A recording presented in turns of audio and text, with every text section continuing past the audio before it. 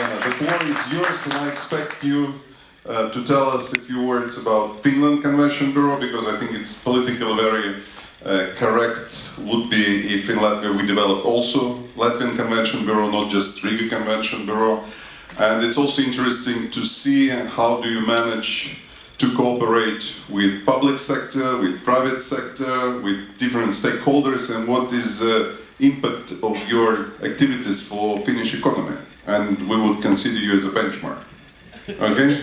Okay, thank you. Thank you, Vladislav. Now I heard what I was supposed to speak today, so this is going to be great. So thank you for inviting me over to Riga. This is my second time here. I mentioned already to someone that last time I was here about 100 years ago, and then it was freezing cold.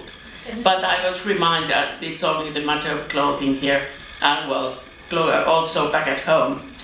Well, this afternoon talking about mice, and my part is about the Convention Bureau and what Convention Bureau has and what kind of role Convention Bureau is having in this game. Well, I have to convince myself why on earth I was invited here, so a few words about my background. So I have been working within this industry 30 years, and this is my passion, to be honest with you. I really enjoy working within this field. I have been opening 2 convention centers, worked as a PCO, I have worked for the EU, and I was opening the Helsinki City Convention Bureau, and now I have been working 4 years for Finland Convention Bureau. And also my sort of a passion, professionally or voluntarily, has been organizing sport events on European or World Championships level. And I have been told that every time you go and speak, you have to share something about yourself with the audience. So here it is. I love ice fishing. And well, just waiting the end of February, because then it's a special time to fish this special, awful looking delicacy, but you are fishing that only during when it's dark. Well, about the playground, few words where I'm playing right now. So Finland as a destination for conferences. We haven't the figures yet from 2015, but I'm happy to tell you that the last 3 years have been the record years in our history. So, for instance, 2014 we had more than 700 international association congresses and close to 80,000 delegates. That was our record. This 2015, I think it will be less, but 16 and 17, we can see it already. It's going to be very positive. I'm happy to tell you also that already decades we have been among the 20 best Congress countries in the world. Anyone from Norway or Denmark? Great, no, because they were behind us. So that's the main thing. And of course this is our goal, to have our place there. And I think right now Latvia is there around 50? Yeah. Oh. Close to 40, yes. Okay. And, well, Convention Bureau. I could ask you, what is Convention Bureau actually doing? But I will not ask that. Because although I take it for granted that everyone back at home knows the role of Convention Bureau, but unfortunately that's not true. So a few words just remind you about the role of the Convention Bureau. There are Convention Bureaus all over the world. There are new Convention Bureaus coming more and more. Convention Bureau is always a marketing organization, promoting a country or a region or a city for conferences and sometimes also for the events. Convention Bureau is providing information, it's accurate, the quality is good. Convention Bureau is looking for leads and generating these leads to partners and very, very important, giving the guidance for potential Congress organizers, helping clients to invite the meetings to these destinations. And all over the world, I would say that there are certain rules in this game.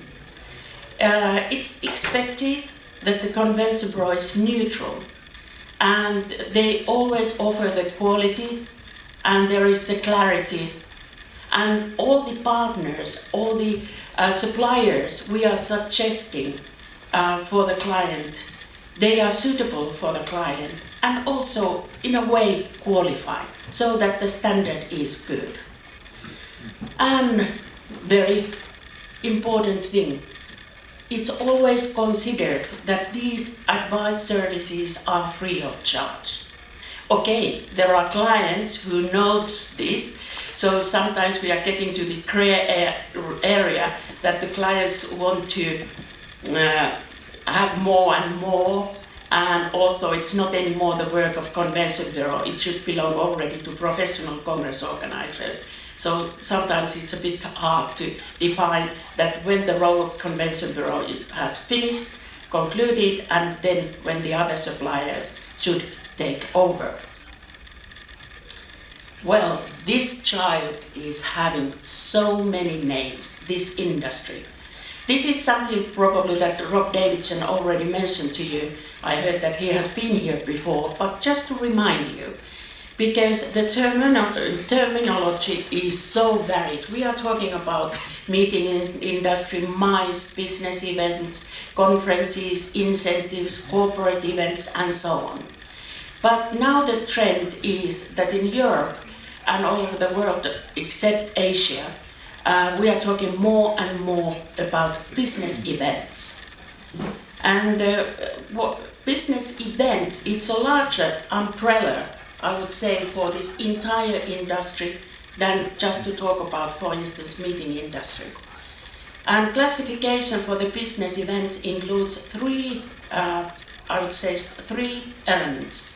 There are the association meetings, so all these scientific conferences taking place.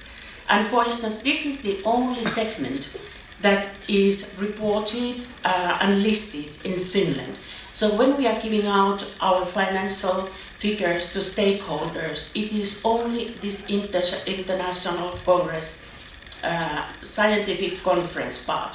Then there are these international corporate events, meetings, conferences, incentives, just as a one group corporate events, and we have to remember governmental meetings. They are quite a big share also of these international gatherings organized by the government. Then a small group Smurf events. Well, the word Smurf, I haven't heard. I think it was last year I heard it very first time, but it's there. And sport and culture sometimes is considered to be there in the business events. Well, then to the story of Finland Convention Bureau. Finally, I must even get to the subject. So, Finland Convention Bureau is one of the oldest convention bureaus in Europe. It was founded in 1974, and at that time it was called Helsinki Finland Congress Bureau, because the Minister of Trade and Industry and City of Helsinki were the main partners of this association. It was association at this time. And it was also the only CVP in Finland. Membership organization, and I think the maximum number of members, there were 150 or 140 was sometimes. And that's quite a high number of partners, bearing in Finland, mind that Finland is quite small and quite new Congress destination. And the task was to promote Finland, lead generating, and P2P events, organizing these activities for all the partners. I would say this was the phase one. There was only one CVP having strong monopoly, and they were sort of running the show. I remember I used to work for a venue at that time. So I phoned them twice a day. I mean, early in the morning I phoned them, how are they? and in the afternoon I phone them, what's the time? Just to make sure that every time they get a Congress lead, that I'm there in their mind as number one. And it worked, I have to say. Then we are getting to the phase two, that is quite interesting.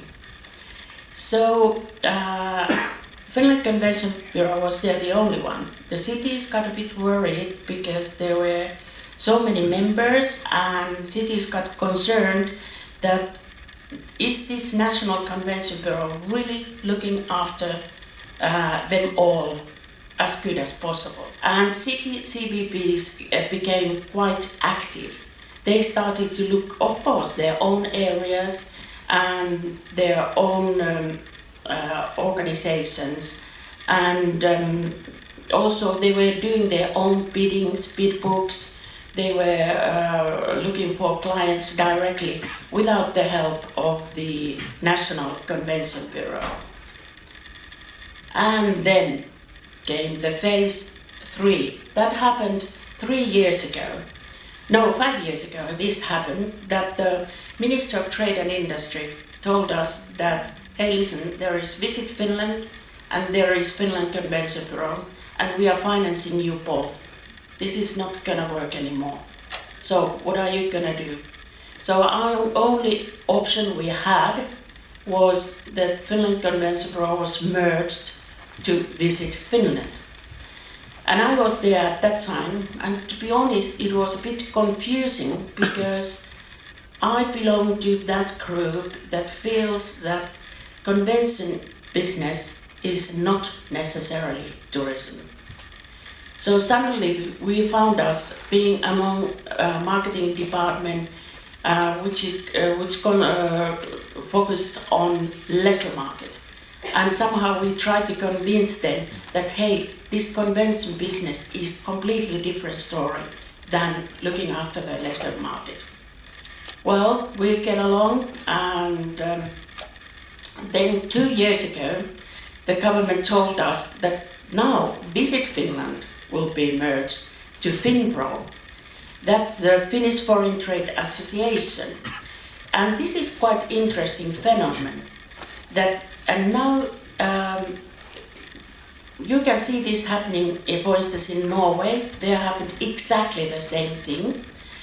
And here at the beginning there was a gentleman talking about the investment agency, and that we should all get together when we are promoting Finland and how we belong to the same family. And this is what we are now tackling. So now I'm having the leisure group next to me to work with, but now I'm having all these engineers and technical staff that I'm working with. So it's getting quite a wide field and area that I'm representing now. And now we are completely financed by the government. And this is something I would like you to pay attention. This is a trend, and it's happening in several places. That the foreign trade business is connected to the convention business or even to tourism. And then what is the situation right now? We have altogether 9 city convention bureaus in Finland, but only 4 of them are running the whole show. So their market share is close to 90% of all the meetings we are having in Finland. And there is a clear reason for that.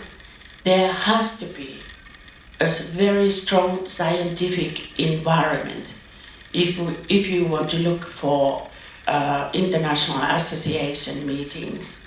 So universities, research institutes, scientific centers, you just said.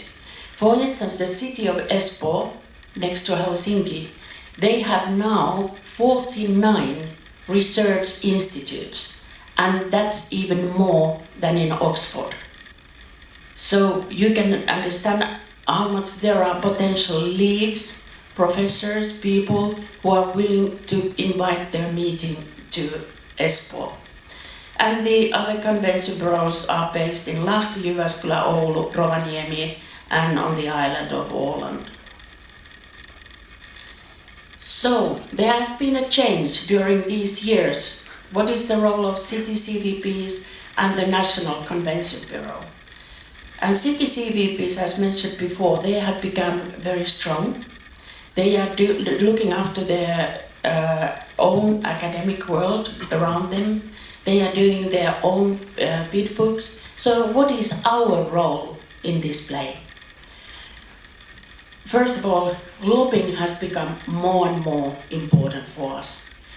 I go a lot around in Finland, meeting different stakeholders, telling them about the importance of these business events and how fantastic tools they are when you are realizing your strategy or sort of making plans how your destination will come up on the map.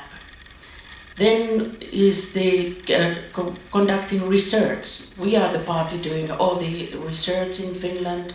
We are collecting all the statistics in Finland. We are also in charge of all P2P events and activities that Finland is doing abroad, and then we are bringing our partners there. Consultancy and education, market development, and lead research support. These are the areas we are now focusing on. But we are also getting to the phase 4. But before that, lobbying. I just want to remind you about the value. Why on earth we are doing it? Why on earth we are competing with this? Why on earth we are having this competition? ICAS and I, we love each other, but just wait when we want to have the same client. So everything fair in love and war, I tell you. And the value, there is clearly the economical impact. This is something you have heard before. And this is something people love to discuss about, the economical impact. It's there. I mean, one Congress delegates, in Finland at least, they spend 4 to 6 times more money than a regular leisure tourist. And they stay about 5 days, 4 to 5 days in Finland. So that's clear. But what is the clue? And what's the future? It's these intangible outcomes. This is the key thing what everyone is looking for. How these meetings can be used as tools, research and for business development. And once you understand this and accept this, you are already a winner. Because this is becoming more and more crucial. And that's realized, for instance, now in my company, FinPro. So our Finland Convention Bureau is now starting the phase 4. And well, you all know that how sexy and glorious this Congress business is. So this is my work field.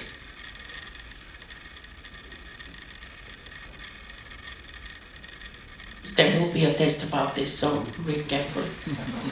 So I mentioned about the intangible outcomes. So this is something we are now working on purely. We are working with these growth programs, these key areas of Finland, identifying leads, identifying conferences to support these programs, getting new initiatives, congresses that don't exist yet, so that there will be new initiatives starting. So this is the work field we are doing right now. And this will be the phase 5. And this is something what I would like to tell you, that we in Finland, we had the strong national convention bureau. Then came the moment that the city convention bureaus became very, I would say, even a bit aggressive, jealous from each other, competing with each other. But this is something that we are coming back, working together. We have realized that this is the only way how Finland can gain more and more meetings. The resources are so limited. So now we put them all together and we are defining our roles more clearly. So that what is the role of city CVPs and what is the role of National Convention Bureau. And our role is to look after that the city CVPs are working well and they are very beneficial and successful. So this is the team of city CVPs and Finland Convention Bureau together. You can have a guess where I'm there in the picture.